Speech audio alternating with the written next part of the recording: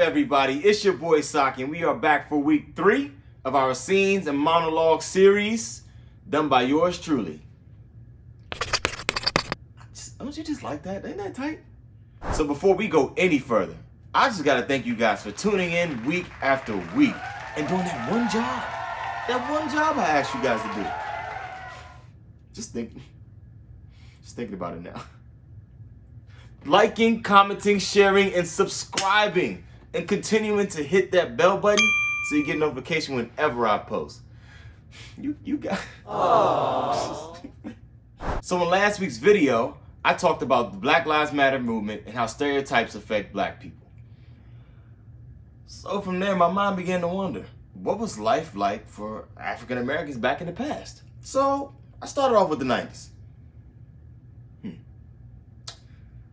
Then I was like, why not go to the 50s?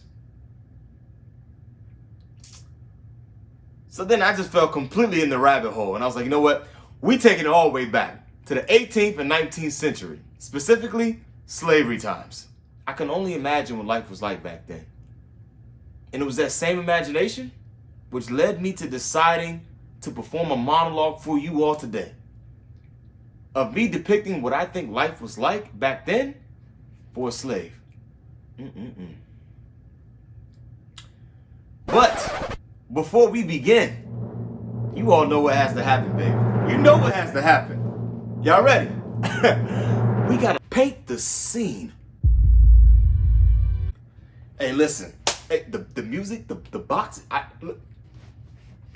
Jordan, call me. Get out too, call me. So today's scene is taking place in a police station.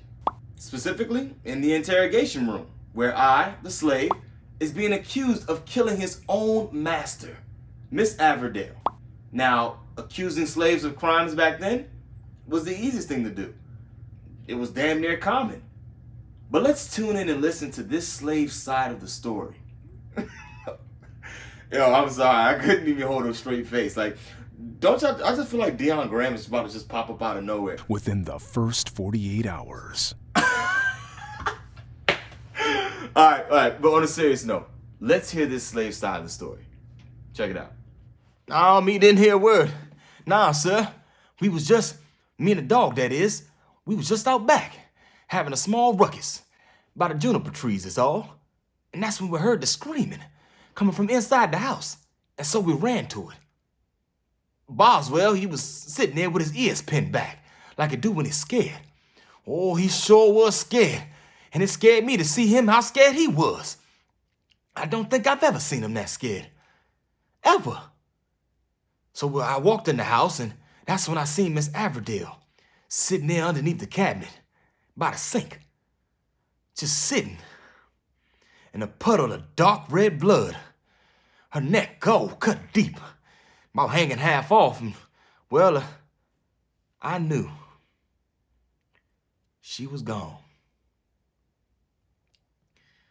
Boswell, he was outside. He knew something wasn't right.